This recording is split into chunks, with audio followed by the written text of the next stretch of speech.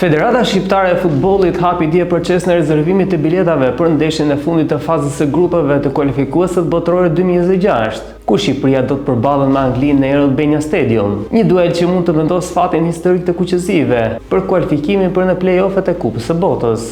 Interesi i arzakonshëm për këtë përballje ka bërë që FSHF të përdorë sërish sistemin e rezervimit në shortë elektronik për shkak të kërkesave të larta të tifozëve.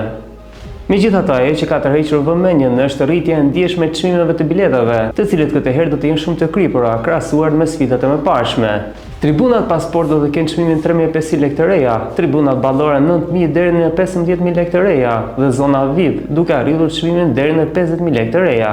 Ndërsa shumë tifozë shohin këtë ndeshje si një moment historik dhe janë gati të paguajnë çdo çmim për të qenë prakomtares, të tjerë kanë shprehur prakënaqësi të mëdha për çmimet e larta, që për shumë familje mund të jenë të papërballlueshme.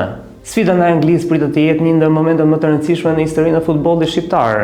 Një fitore apo një rezultat pozitiv mund të japë Shqipërisë një vend në play-offin për herë të parë për Kupën e Botës, duke kthyer Albania në simbolin e një festi të madhe.